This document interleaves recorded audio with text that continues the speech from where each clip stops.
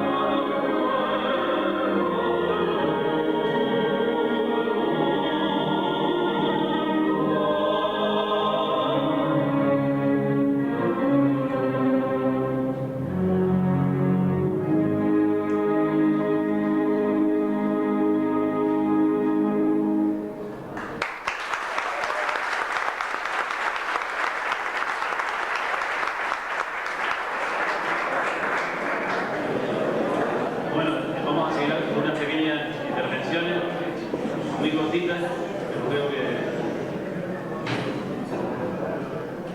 muy importante.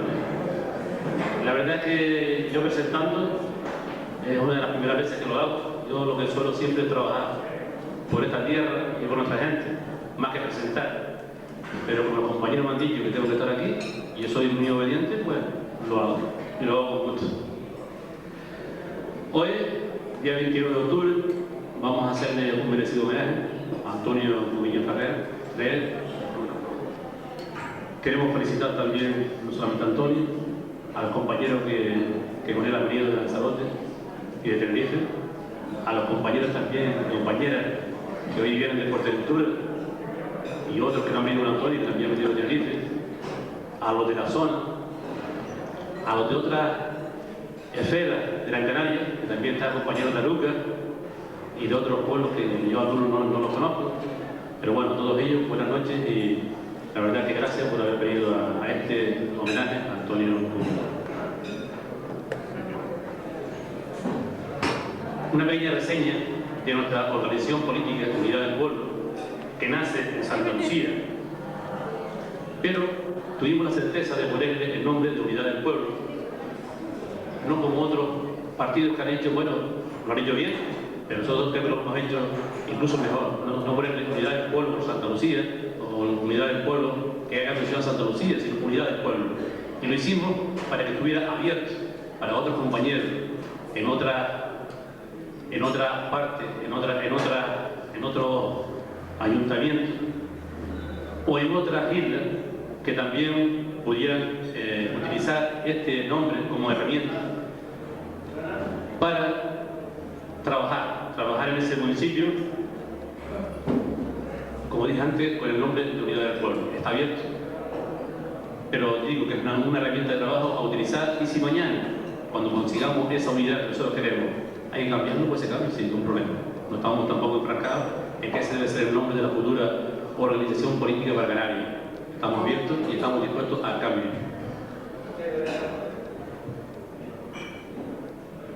En estos 6 años que llevamos trabajando bajo este nombre, hemos conseguido pues, un concejal en el Ayuntamiento de Santa Lucía, es quien me habla. No vamos a demasiado atendernos en Santa Lucía, hemos hecho un trabajo creo que merecidamente bueno para nuestra población, y también no solamente para nuestra población, sino para otras partes del mundo. Nosotros no somos muy ombliguistas, solamente mirar el municipio, sino otras partes del mundo que están pasando también pues, calamidades, guerras y situaciones extremas, ¿no? Y también ahí llevamos propuestas al Pleno para que nuestra voz también se oiga en esas otras partes del mundo con esa miseria que están pasando, guerras y calamidades, ¿no? Lo bueno que siempre hemos tenido los canarios y canarias, la verdad es que somos simpatizantes de todos los movimientos de liberación nacional del mundo, de todos. Empezamos en Cuba, en Fidel Castro, después en Che Guevara, todo el mundo éramos, los de mi época, quizás, pues éramos muy simpatizantes de Che Guevara y demás, ¿no? Pues empieza el Frente Sandinista de Liberación Nacional, de Daniel Ortega, del Bigote, también todos simpatizamos con él. El movimiento zapatista de Liberación Nacional en otro lado, últimamente pues los chavistas en otra parte del mundo, y últimamente también en la geografía española, pues Esquerra Republicana, que a todas esas organizaciones, pues de alguna forma han estado presentes en Canarias. Nosotros la verdad que simpatizamos de alguna forma con esas organizaciones, algunos han estado aquí, y siempre miramos hacia el exterior y simpatizamos con ellos. Pero ¿cuándo en Canarias vamos a crear la organización? Que esa gente también simpatice con esta organización. Creo que ya está haciendo falta. No ser tan ombliguista. Yo sé que dentro del campo nacional en Canarias, la verdad que esto ha sido de aquí para atrás, de paraguas. Por los partidos que siempre tenemos como representantes, o más representantes en el gobierno de Canarias, cabildo o ayuntamiento. Yo creo que es hora de empezar a cambiar. Es hora de empezar a cambiar y de empezar a hacer las cosas diferentes a cómo ahora mismo están haciendo pues estos señores en las diferentes instituciones.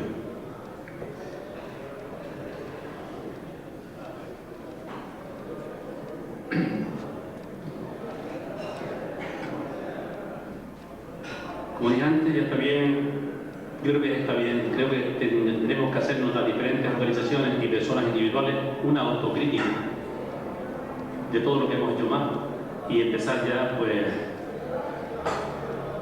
esa unidad que siempre decimos que hace falta, pues empezar a unificar criterios para ese proyecto final que se puede llamar Unidad del Pueblo, o se puede llamar Congreso Nacional de Canarias, o se puede llamar lo que queramos entre todos que se llame. Pues bien, esto es una pequeña reseña por encima de lo que va a ser el acto no, un poco lo que yo tenía que decir, creo que era un deber bien decirlo. Y pasamos al acto de esta noche. Antonio Cubillo, presidente del Congreso Nacional de Canarias, secretario nacional de Payá, que está con nosotros, que a continuación va a dirigir unas palabras. Está también, si él tiene un partido y es secretario nacional, nosotros también, desde Unidad del Pueblo, también tenemos nuestro secretario nacional, Teodoro Santana, que también va a tomar la palabra pues, después de Antonio Cubillo, y en 15 minutos terminamos lo que es este acto de toma de palabra, ¿no? Una pequeña reseña de Antonio Cubillo, una pequeña biografía. Antonio Cubillo Ferreira nace en la ciudad de Agüero, a Laguna, Tenerife, en 1930. Pasó su infancia en Buen Paso, barrio de Icó, donde su madre ejercía de maestra. En los años 50 fue un conocido dirigente en la lucha contra el franquismo en la Universidad Lagunera. En 1956 se colegia como abogado en Tenerife, inaugurando el primer despacho laboralista del país, lo que le llevó a las prisiones franquistas varias veces. En 1960 funda en Las Palmas con otros nacionalistas el movimiento Canarias Libre.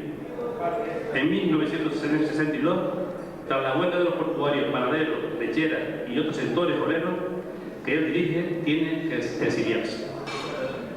En 1963 se refugia en Argelia, ya independiente, fundando en 1964 en Argel el MPAYA, Movimiento por la Autodeterminación y la Independencia del Archipiélago Canario, y crea la bandera tricolor de las 7 estrellas verdes, obteniendo el apoyo de la Organización para la Unidad Africana y de varios países africanos. Viaja por varios continentes, participando en múltiples conferencias internacionales, reivindicando la independencia del archipiélago. En diciembre de 1975 obtiene la emisora La Voz de Canarias Libre, que transmitió desde Argel las consignas independentistas hasta enero de 1978. En febrero de ese mismo año, la Organización para la Unidad Africana, OUA, apoya sus gestiones y ordena al secretario general de esta organización que la acompañe a Nueva York para presentar el problema colonial de Canarias ante las Naciones Unidas. En víspera de este viaje, unos mercenarios españoles le montan un atentado junto a su casa en Argel, del que escapa milagrosamente con vida, pero quedando sin papeles. En 1985 vuelve a Canarias y funda el Partido Independentista Congreso Nacional de Canarias, del cual es su actual presidente. Ha publicado varios libros sobre lingüística guanche y muchos artículos periodísticos. Actualmente ejerce como abogado en Tenerife. Y una última anécdota, antes de entrar Antonio a hablar.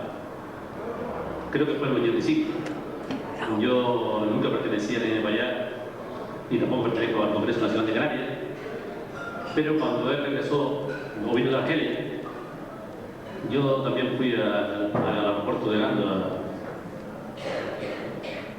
Creo que era una obligación, me sentía obligado y estuve allí.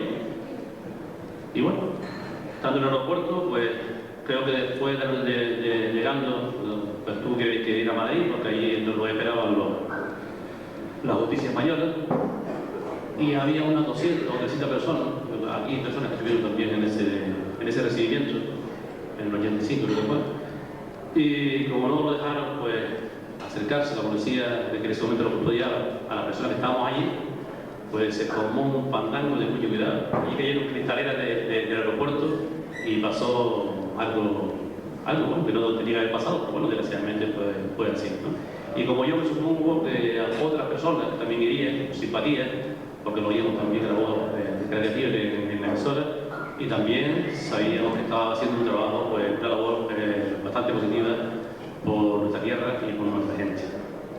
Sin más, pues lo dejo con Antonio Cubillo, que hoy es el homenajeado, y por lo tanto pues, va a disponer también de sus 10 minutos, pues si le dejamos demasiado, se nos mete aquí hasta las 4 de la mañana.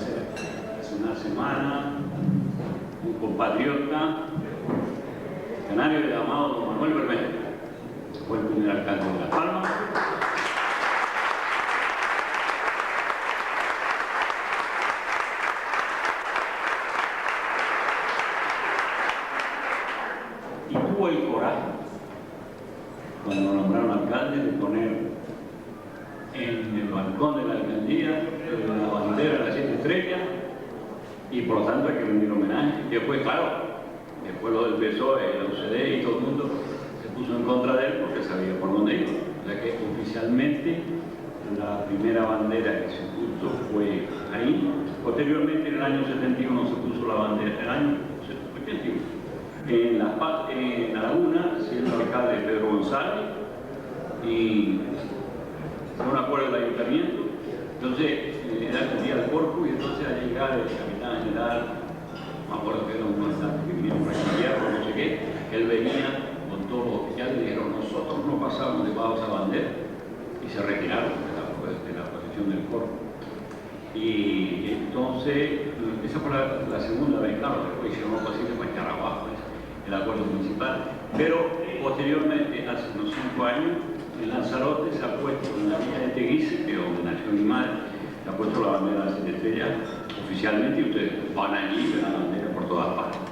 Después de esto, la bandera ha sido aceptada por todas las organizaciones independentistas, nacionalistas, o que se dicen nacionalistas, bueno, hasta llegar al caso de Coalición Canaria, sabiendo que si para las próximas elecciones con esa bandera, creo que lo han sacado que ese trapo oficial que son el blanco, el amarillo, el azul falangista y 2 perros lamiendo la corona española. Y encima el océano es la cosa más ridícula que se ha hecho nunca en un país, pues sabiendo que los guiones pues tuvieron que, empujados por la base, tuvieron que aceptar que la bandera de las 7 estrellas sea la bandera oficial de Coalición Canaria y ahora la quieren poner bueno, a través del Parlamento, bueno, un Parlamento que es una indignidad para todos los canarios porque está presidido por un godo. Imaginen ustedes la Generalitat presidida por un godo o el Parlamento de Euskadi. Pues aquí hay un tal Gabriel Mato que lo han metido y no ha habido todavía ni un diputado canario que haya dicho, oiga, ustedes por lo manden esa mujer. Entonces, lo señalo a los efectos oportunos. Mire, la historia de la bandera nacional surge entre los estudiantes que estábamos hacia los años 50 en La Laguna. Había mucha gente de aquí, mucha gente de Gran Canaria, quizás era el grupo más fuerte, más los que estábamos allí en Tenerife y algunas citas que habían venido. Entonces, en aquella época, empezamos nosotros a fraguar, fueron los primeros comienzos intelectuales del independentismo. Yo salía mucho con Fernando Sagaceta, Carlos Suárez, lo llamaban Tático Negro, me hubiera gustado que estuviera esta noche aquí, y todo un grupo de compañeros que estamos estudiando allí. Y lo que pasa es que en aquella época izquierdismo era ser del Partido Comunista o del Partido Socialista Español y cosas así. Cuando yo le decía, mire, no, el problema que tenemos es que nosotros somos africanos, esto es una parte de África, y entonces nosotros tenemos que partir de la base de la etnia para que el pueblo canario empiece a comprender que nosotros somos una cosa indiferente de los españoles. En los colegios, cuando yo era joven, pues nos enseñaban que las Canarias estaban debajo de las Baleares, como ustedes sabrán, bueno, que posteriormente llaman Chile. Entonces, yo empecé a apoyarme mucho en el concepto de etnia diferenciador, porque creía que era lo más fundamental. Pero claro, mucha gente decía, no, hay que apoyar ahora el antifranquismo y pasar a los movimientos que estaban en la época. Pero lo que pasa es que la generación mía, yo nací en el año 30, entonces nosotros y los que eran un poquito mayores que yo, estuvimos siempre pensando que los aliados iban a desembarcar en Canarias. Y en el año 43 y 44 se pensaba que las fuerzas aliadas iban a desembarcar en Canarias, entonces decíamos, que vengan los ingleses, los americanos, la cosa para liberarnos aquí de los españoles. Pero claro, terminó la guerra, no hubo nada, y entonces tuvimos que seguir nosotros pensando en esa concepción. Pensamos también que lo más importante que era, me acuerdo, empezar, porque estamos estudiando abogados, empezar a trabajar en la defensa de la clase trabajadora y de los obreros. Entonces yo abrí el primer despacho laboralista de que se abrió en Canarias, bueno, en toda España, porque no había en España tampoco ninguno, puesto que allí lo que había los sindicatos verticales. Y entonces los abogados defendían a los patrones, no defendían a los obreros. Entonces yo empecé a defender a los obreros y empecé a... Bueno, me metieron a la cárcel 2 o 3 veces. Tuvimos que hacer las huelgas de los panaderos, las huelgas de las lecheras, paralizamos una vez el puerto de Tenerife, después llegamos a paralizar toda la fábrica. Entonces me acuerdo que yo vine aquí a varias reuniones en Gran Canaria, estuve con una reunión cuando fueron a matar a asesinar a Corredera, estuvimos todos los compañeros reunidos aquí, que yo decía, que ¿por qué no se hacía una huelga en aquel momento para evitar que mataran a Corredera? Pero los abogados que estaban allí defendiendo a él decían, no, porque hay que intervenido el obispo, va a intervenir, no sé qué, total que lo mataron. Entonces, después fue cuando, hablando con Sagaceta y con nosotros compañeros, formamos esta FIA en 1960 el Movimiento Canario Aquí, que no tenía bandera o federación, y un movimiento que queríamos intentar liberarnos de... Se hablaba de autonomía, yo había organizado en Tenerife una cosa llamada Movimiento Autonomista Canario o MAC, y lo que pasa que yo solía distribuir en todos los movimientos obreros una propaganda que decía: españoles, váyanse de aquí, queremos la independencia. Eso está documentado porque a mí me dieron un consejo de guerra precisamente por eso, cuando el asunto era de izquierda. Entonces, lo que pasa es que cuando nosotros terminamos la carrera de abogado, les debo decir porque hay que ponerse en el contexto que fue aquella época. Hicimos una excursión todos los abogados. En vez de hacer la metrópoli, nosotros fuimos a Roma. Y recuerdo que la noche que llegamos allí, dijeron: hoy se está celebrando en el barrio comunista de Roma la victoria de Villafuerte. Allí nos fuimos todos corriendo y estuvimos toda la noche divirtiéndonos con los compañeros, todos comunistas, bueno, todos los italianos que queda, porque se había hecho la gran victoria de Villafuerte, que fue tremendo, para echaron a los franceses de allí, de Vietnam.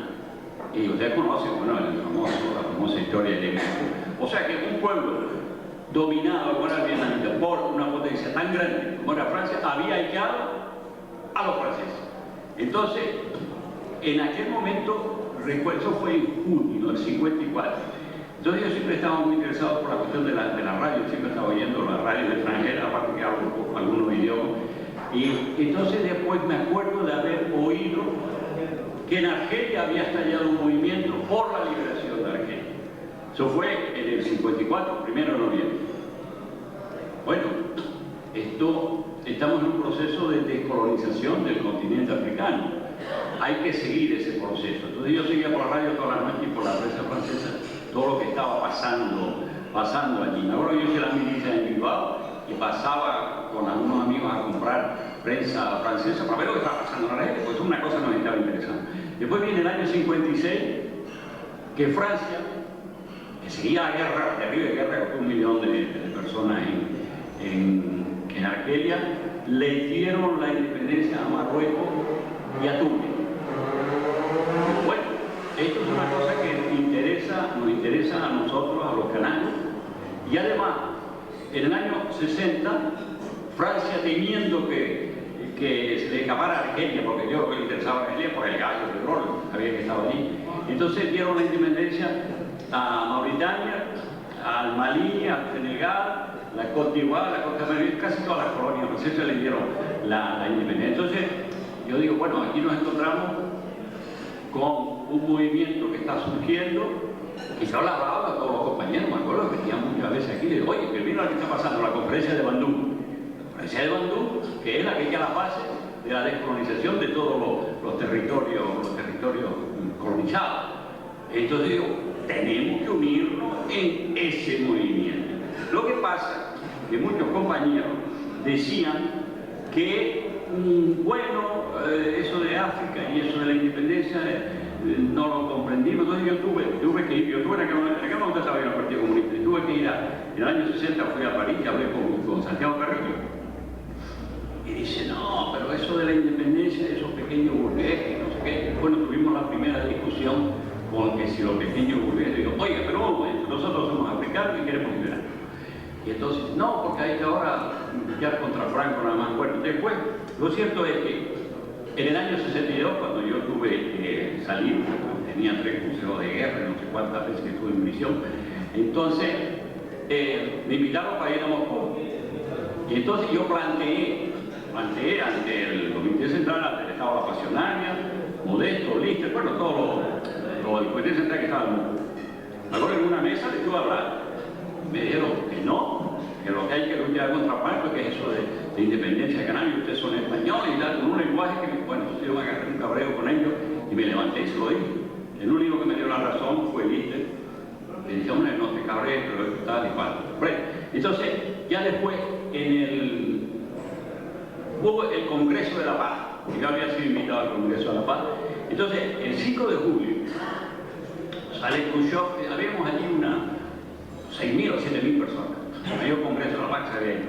Entonces sale Khrushchev y dice, señores, sale como cuatro personas dando de la mano. Se acaba de declarar la independencia de Argentina. 5 de julio de 1972. Hoy nos levantamos y durante 12 minutos estuvimos aplaudiendo a los delegados argentinos que habían arrancado, le costó 1 millón de muertos, la independencia. Entonces yo empecé a hablar con ellos y les dije, mire, yo soy canario, Canarias está en África, somos de origen bereber también, porque es de África del Norte, y nos gustaría que usted nos apoyara. Y dice, mire, nosotros vamos a apoyar ahora, nuestro gobierno, a todos los movimientos de migración africana y del mundo entero. Y digo, bueno, muy bien. Entonces, en vista de esto, yo me volví a París y entonces escribí una carta en español o en castellano, porque Bembela hablaba correctamente el castellano, como Bouteflika y todo ello, son gente de allá de la parte blanca, y le expliqué la situación. Entonces, Bembela me respondió, ¿puede usted venir? Como invitado, no como refugiado. Y entonces fuimos allí, yo estuve, y después participé, entonces hablé incluso con muchos refugiados españoles, que había miles de refugiados españoles, casi todos del Partido Comunista, pero se habían salido porque Carrillo tenía una posición en favor de Francia y no en favor de la independencia. Entonces me dijeron, bueno, usted se puede quedar aquí. Entonces yo empecé a trabajar de profesor en la universidad y hubo una conferencia de no alineados en el Cairo y yo le pedí a los argelinos que se me daran un billete porque yo quería participar. Entonces fui allí, llegué, lo primero que hice fue hablar con Sékou Touré. Le dije, mire, usted como presidente, mire el caso de Canarias, se lo expliqué. Y me dijo, no me tiene que decir más nada, yo voy a hablar de la independencia de las Islas Canarias. Entonces, en el discurso del presidente Sékou Touré, digo, yo estoy por la independencia de las Islas Canarias. Bueno, esto fue un éxito tremendo.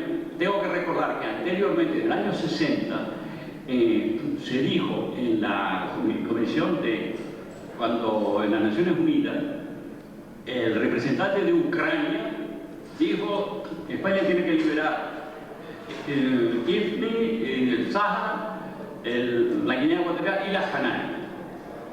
¿De acuerdo? Oye, eso está documentado. Ustedes quieren mirarlo en la prensa de aquella época, el escándalo que se armó en toda la prensa española y en la prensa canaria contra el representante de Ucrania. Entonces, en el año 62 yo fui a hablar con él, allí en Moscú, me lo encontré. Y me dijo, ¿usted es canario? Bueno, empezamos a hablar así. Y dice, mire, yo fui el representante de Ucrania, el que en las Naciones Unidas hablé por primera vez de la descolonización de Canarias. Y dice, ¿usted sabe quién fue el que me armó un escándalo tremendo? Cuando volví a Moscú, le digo, ¿quién? Santiago Carrillo. Santiago Carrillo, ¿qué es eso de hablar de Canarias y tal? Pero bueno, no le hicieron caso, además Carrillo ya lo conocía en Moscú. Entonces fue cuando posteriormente yo fui a la conferencia esa de jefe de Estado, de no alineado, Sékou Touré habló, y entonces yo contacté a casi todos los representantes de todas las naciones, y sobre todo tuvimos una reunión de los movimientos de liberación. Estaba Mondlane, que era del federalismo, después estaba Amílcar Cabral, Neto, y bueno, la gente de African National Congress, de África del Sur y tal.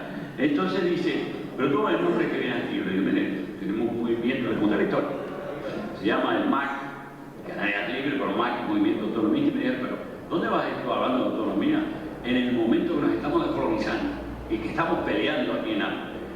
Tú tienes que hablar de un modo de independencia y de liberación y tienes que hacer un movimiento de liberación y sacar una bandera. Yo me dijeron, me acuerdo que fue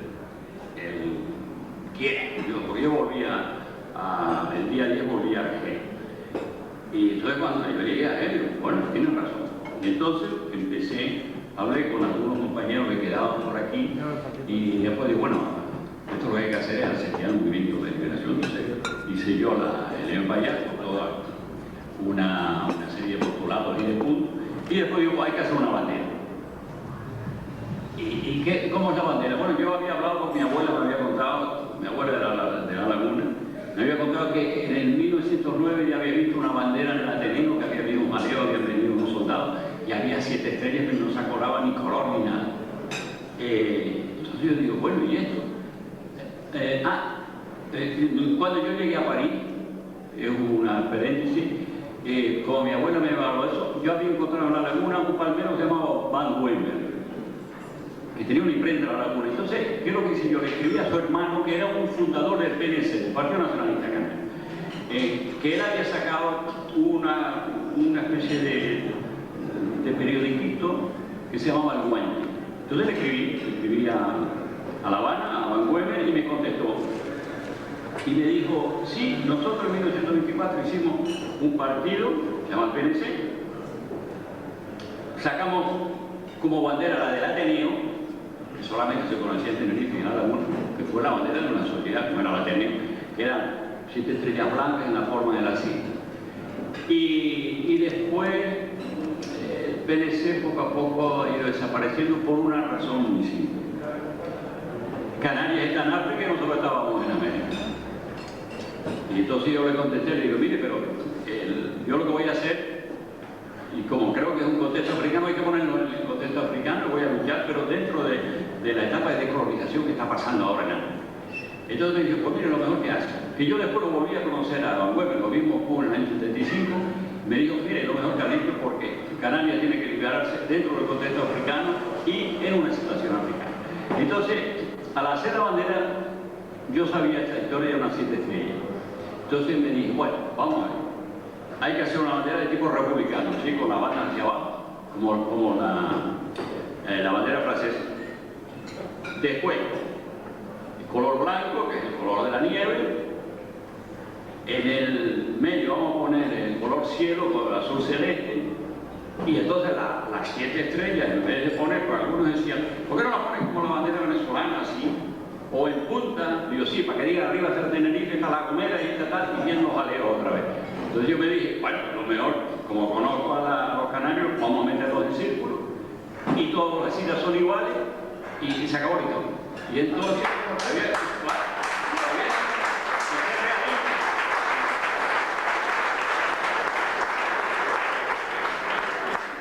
entonces había que poner un color como yo no me acordaba, digo, ¿qué color? Y entonces yo digo, pues oiga, el color de la esperanza, el color de África, es el color verde. Y por eso le puse el color verde. Bueno, ahora han salido unos mentecatillos en Tenerife diciendo que como yo estaba en Argelia, le tuve que poner el color verde porque era el color del Islam. Entonces yo le he contestado, ustedes son unos analfabetos, porque si el color verde es el color del Islam, en Italia la mitad son islamitas porque está el color verde, la bandera en Italia. En Portugal la bandera la mitad es verde, en México es verde. Oiga, hay 37 banderas y yo no creo que los italianos sean muy islámicos. Y por ahí se le ha ido cerrando la boca, pero bueno, siempre hay los enemigos de la bandera que están combatiendo y han querido sacar la cosa. Cuando se hizo la bandera, los argelinos ni se enteraron porque el primer comunicado de la creación del NPA, por si acaso yo lo llevé a la France Press, que es la agencia francesa, y después lo llevé a la Reuters y todas las empresas que habían allí de periodismo, y fueron ellos los primeros que lo publicaron. Después me dijeron los argelinos, oiga, ¿por qué no lo dio usted a nosotros? Y yo, ¿por qué no? Porque políticamente me interesaba que saliera el exterior. Bueno, así nació la bandera, en una noche de aquel 22 de octubre. Después la primera bandera, mi mujer la bordó, la hizo, y que después una compañía de teatro que tenía un gran escritor argelino llamado Katey Yassin, que hacía una obra que llamaba La Guerra de los Pueblos. Entonces allí salió la bandera esa, y todavía no sé si quién la tendrá. Bueno, esa es la primera bandera que... Bueno, entonces, como le digo, después había el proceso de la lucha, era así. Ya que estábamos en Argelia, a partir de ese momento, los argelinos me dieron el estatuto como una embajada. Bueno, yo tenía sede, que era el cuerpo diplomático en el coche, y tenía una para allá, cuerpo diplomático, el representante del movimiento de Canarias. Entonces había que ir por todos los países africanos explicándoles primero dónde estaba Canarias, por mucho que lo sabían, y después había que conseguir el reconocimiento de la España. Entonces eso se obtiene en la sexta conferencia de los jefes de Estado que se celebró en Argelia. Tuve que hablar con todos ellos y después logramos que se reconociera a España. Y después había otra cuestión, no solo el reconocimiento de España, sino que hacía falta que los africanos, los gobiernos africanos, reconocieran que Canarias es una parte de África. Entonces tuve que luchar y conseguir, se llama una declaración solemne, la única declaración solemne de la OA, fue el 20 de julio de 1968, y los jefes de Estado en la sexta conferencia reconocen que Canarias es una parte integrante del continente africano. Y en tanto que pueblo colonizado, tenemos derecho a la autodeterminación y la independencia. Bueno, ese es el paso fundamental que se dio en la lucha nuestra, el reconocimiento por los gobiernos de que nosotros éramos un Estado futuro, pero colonizado. Yo hablé entonces, ya le digo, con todos los embajadores, incluso me acuerdo que hablé una vez con el embajador de Estados Unidos cuando ya iba a ir a Nueva York, y me dice, por favor, ¿por qué quieren ustedes separarse de España? Y yo le dije, señor embajador, por la misma razón que ustedes se separaron de Inglaterra. Y me dijo, ok, acabó, no hace falta más nada. Esto es, ya digo, el proceso histórico. Después, en esa lucha, estamos hablando de un edificio que se construyó, que se empezó a construir cuando empezamos aquí, y que ha habido muertos por esta lucha. Entonces, en el año 75, se nos concede una radio que fue la Voz de Canarias Libre. Entonces, a través de la Voz de Canarias Libre, durante 2 años y pico, hasta el año 78, nosotros estuvimos explicando a todo el pueblo, había que despertar al pueblo canario y había que después enseñarle a los países del exterior cuáles eran las aspiraciones que tenemos nosotros los canarios. Bien, durante 2 años estuvimos hasta el año 79. Entonces, en febrero del 78, antes, en el año 70 también, porque estamos hablando de hitos históricos, en el año 70 yo envié un memorando a las Naciones Unidas diciendo, puesto que esto es una colonia, nosotros queremos que entre dentro de la lista de los territorios descolonizados. Entonces, en el año 72, el Comité de los 24, la cuarta comisión vino a Argel y se reunió con todos los movimientos de liberación y estuvimos allí. Y después, en el año 74, volvieron otra vez. Entonces, en el año 78, tienen que saber esto, se logra en Trípoli, en la conferencia de ministros de Asuntos Exteriores, que todos los países, menos Marruecos, con el problema del Sáhara, votó en contra, y Mauritania se abstuvo, dijeron que el secretario general de la OAMC, del Camerún, debería ir junto conmigo, el secretario de España, a la cuarta comisión de las Naciones Unidas o Comité de los 24 para presentar el caso y al mismo tiempo presentárselo a la Asamblea Nacional, porque yo tenía el apoyo de todos los países africanos, más una serie de países europeos que los teníamos hablados, para que le exigieran a España el calendario de descolonización. Entonces, ¿qué hacen los españoles cuando se obtiene eso? Entonces, estando yo en Argel, me dice en la embajada de Camerún, mire, tiene que ir entre el 10 y el 12, tiene usted que estar en Roma, en la embajada de Camerún, para salir para Nueva York, para el caso ponerlo ante las Naciones Unidas, ante la Asamblea General.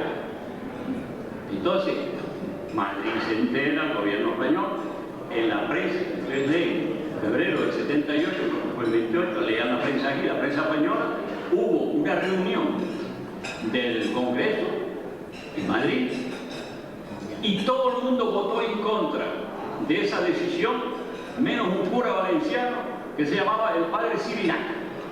Eso es historia. El cura se levantó y dice, los canarios tienen derecho a la independencia, y yo estoy, y él era un representante de Valencia. Y todo el mundo, sin embargo, todos los partidos se opusieron. Entonces, fíjense bien, el gobierno español decide que yo no voy a ir a los Estados Unidos. Y entonces es lo que decide el asesinato, que es un acto de terrorismo de Estado. Y me envían a los dos maleantes. Bueno, el día 5 de abril me vienen a matar en la puerta de mi casa. Entonces con eso conseguían ellos que yo no fuera a Nueva York con el secretario de la ONU y que no se planteara el caso de la descolonización de Canarias, que tiene que hacer porque es un territorio descolonizado. Bueno, ahí ganaron ellos un primer golpe, un primer match, como se dice. Pero bueno, hubo protestas de todas partes. Cuando yo volví, cuando nos enteramos todo el tinglado como había sido, yo presenté en Madrid, me acuerdo que yo presenté una demanda contra Martín Villa, porque al llegar yo dije que los asesinos eran el gobierno español y Martín Villa. Y en ese momento se hace un juicio que yo gano el 14 de julio del 90, donde condenan a España por todo eso, haberlo sido preparando por la policía española, que hizo la sentencia. Lo que pasa es que después pedían una indemnización y no me querían indemnizar. Bueno, yo me digo, voy a seguir. Empecé con recursos, tardé 18 años y el 1 de octubre del año 2003 la Tribunal Superior de la Audiencia Nacional me dio la razón y se reconoció por primera vez en la jurisprudencia española que aquello fue un acto de terrorismo de Estado y me tuvieron que indemnizar con todos los intereses y todo. Esa es la historia. Pero bueno, lo importante aquí es que debido a esa lucha, no solo a mí, sino de todos los compañeros, porque ha habido muertos, gente que ha estado en las prisiones, gente que ha sufrido porque tomaron conciencia. La conciencia ha tenido que hacerse poco a poco. Tomaron conciencia, han salido a batirse en la calle con la bandera de las 7 estrellas. Entonces ha hecho que esa bandera, que nació hace 41 años, no hace tanto, hoy en día sea la bandera del pueblo. Y es la bandera que todo el mundo sale, y cada vez que hay una manifestación, yo nunca he visto que saca la bandera de los perros lamiendo la corona española. Entonces, estamos ahora, por eso digo que en este momento, yo conozco la historia y quiero exponérsela así, en este momento hay una toma de conciencia en general en todas las clases patriotas canarias, y lo que tenemos que hacer en este momento es pasar a la fase organizativa. Y yo no digo que la va a dirigir el CNC, porque el CNC es un partido político como hay otro independiente. Yo pienso que ahora es el momento de construir una unidad completa. Puede ser un Frente Unido Canario, puede ser cualquier, sabe el nombre, lo del nombre y lo del negro. Pero tenemos que unir a los trabajadores, que es un esfuerzo que hay que hacer, sacar a los trabajadores que están en los sindicatos de los partidos españoles, como la OBT y las comisiones obreras, meterlos en las organizaciones sindicales. Eso es un trabajo que hay que hacer de convencer a esos trabajadores. ¿Qué están haciendo en un partido español? El PSOE, el Partido Socialista Obrero Español, o en el PP, que es la extrema derecha, o en cualquiera de las comisiones obreras que no apoyan la independencia canaria. Sacarlos a todos ellos, integrarlos en sindicatos canarios y después buscar primero la unidad de esa clase trabajadora y después cuidado, no se olvide que hay una clase media que está también explotada y que con la llegada de todas esas grandes galerías como el Corte Inglés, después como la fiesta francesa, el campo y todo eso, están acabando con esa clase media.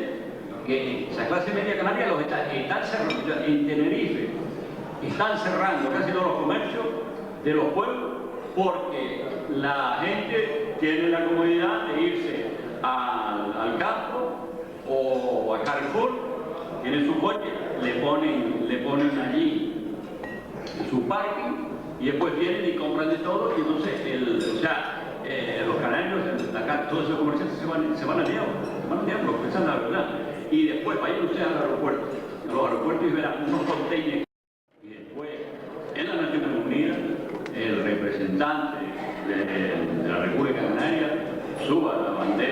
de las 7 estrellas, que va a flotar en medio de todas las banderas de los pueblos libres y soberanos. Eso, señores, es lo que tenemos que meternos en la cabeza y tenemos que trabajar para conseguir eso. Y mira, yo me acuerdo que, y es casi lo último, yo estuve hablando con el Che Guevara, que tuve amistad con él, porque estuvo varias veces allá en Argel. Le expliqué la situación y entonces me dijo una cosa que siempre lo he repetido yo. Me dijo una vez, dice, mira, aquello es muy difícil porque son 7 hijos, pero el colonialismo, tú te lo imaginas un perro. Una pulga no mata a un perro, pero 1 millón de pulgas acaba con el perro. Entonces, nosotros...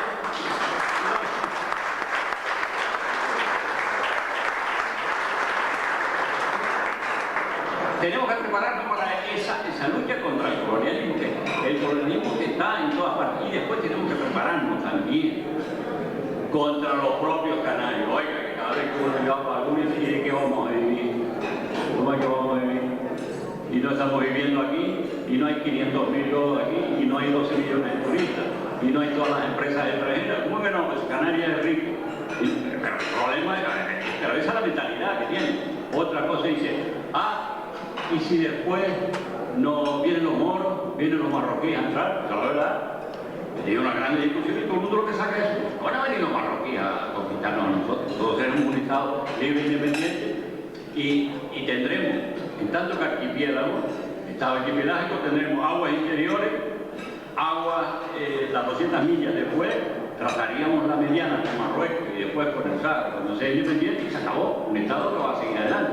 Pero ahora que no, están hablando de la plataforma por el mar Canario, que disparate.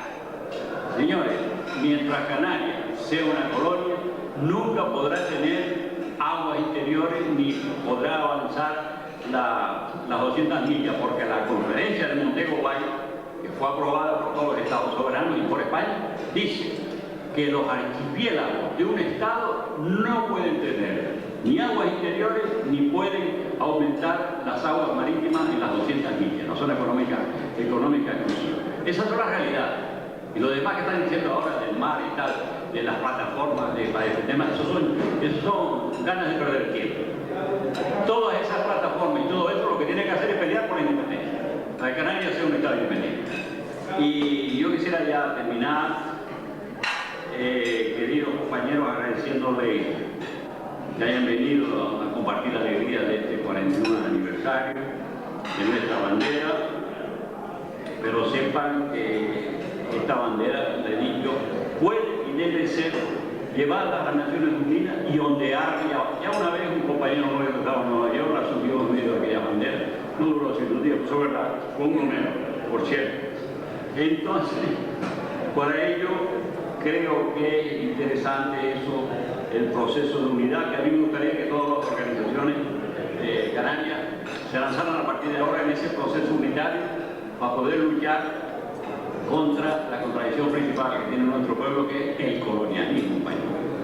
Una vez que lo hayamos echado y seamos un país independiente, oiga, si usted quiere ser socialista, liberal o lo que sea, bueno, haga su partido y venga a discutir en el Parlamento canario, pero en un Parlamento donde haya un voto, como hasta ahora, está el Gabriel Mato, y después están partidos de la extrema derecha española, que es el PP, y el Partido Socialista Obrero Español, que es un partido también que ahora se ha convertido en un partido monárquico. Entonces, yo quisiera darle, por un lado, esperanza de que lo vamos a hacer, porque además yo lo he visto en la cabeza y sé que va a pasar, la independencia. Y segundo, que todas las clases sociales canarias busquen la manera, la conexión para unidos, luchar en las elecciones y en otros sitios, luchar por la independencia canaria, que es el fin último de todos los canarios. Así que, viva la independencia canaria, viva la República de Canarias y viva la bandera.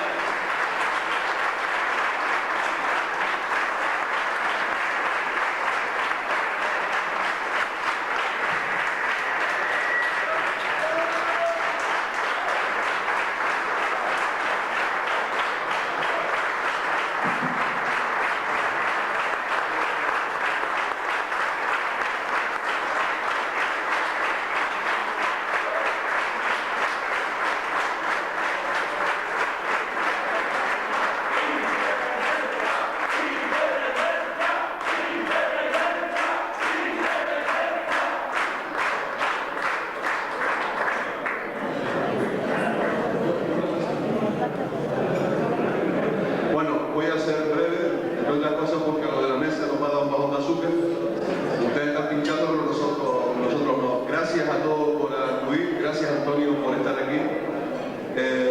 Yo quería recordar una expresión que oíamos, por lo menos de mi generación, que es algún palabra guineado, Canarias Televip. Saludos a todos los compañeros. Aquí la voz de Canarias Libre, emisor la voz de Canarias Libre, emitiendo el tarjeta. Bien, esa frase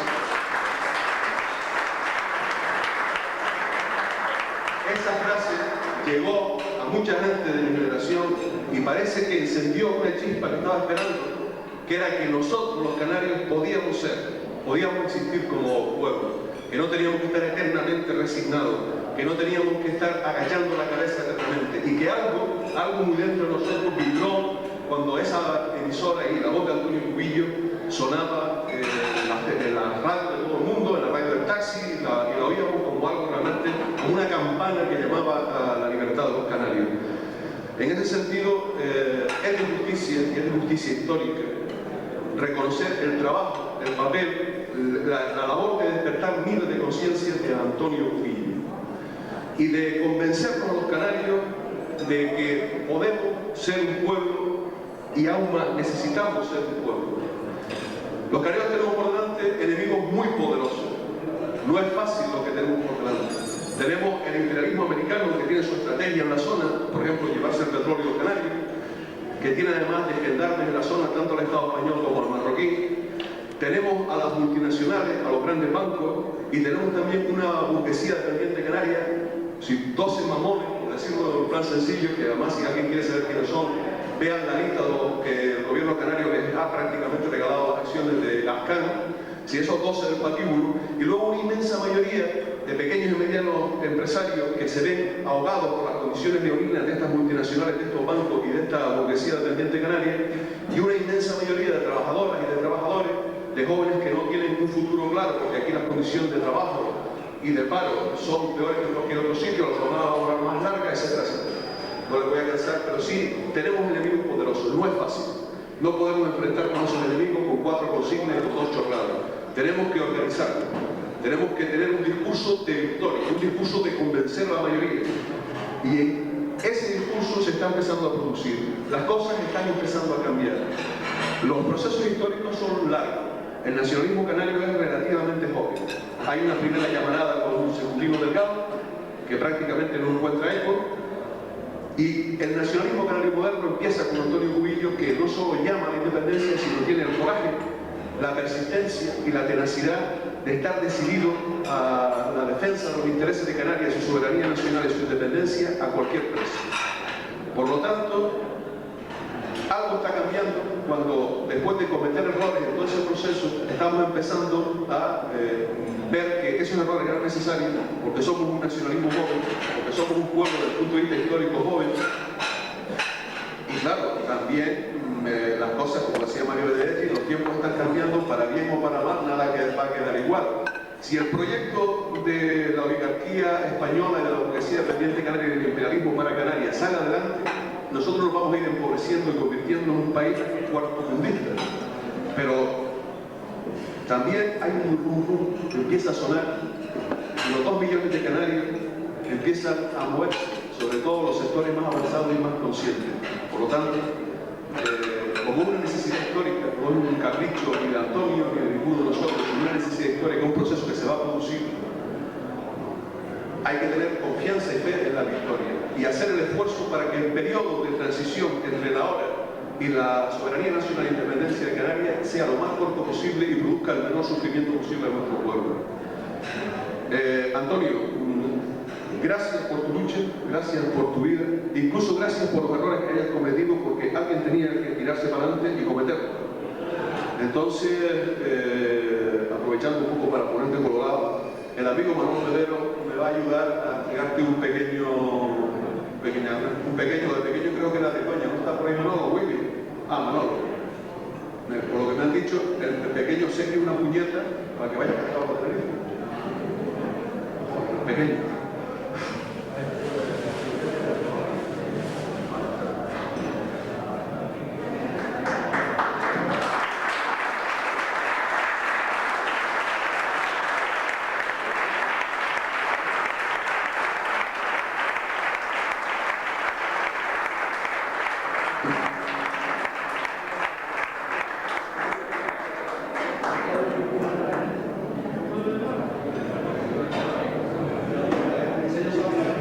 enseña San Antonio, que es el cuadro.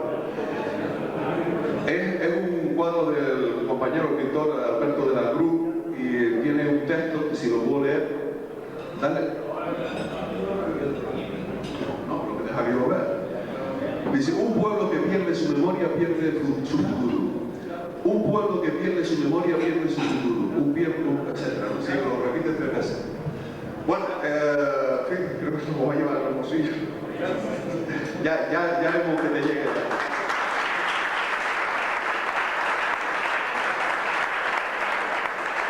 Compañeros, ánimo, los tiempos están cambiando, la cosa está cambiando de verdad, se va sintiendo poquito a poco. Y en esta generación veremos a Canarias libre y veremos a Canarias libre con una democracia nacional avanzada, con un camino hacia el futuro que será de la libertad para nuestros hijos y para todos los canarios y las canarias. Un saludo, viva Canarias libre.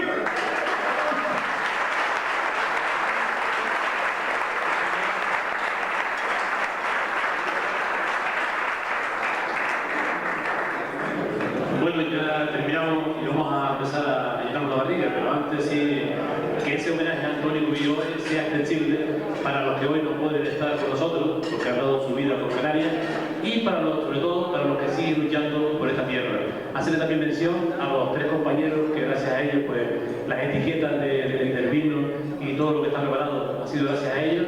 Manuel Medero, José Luis López Willy, por así lo llamamos, si no se acuerdan, y también Aarón Ordoñez. Para ellos también este gran homenaje.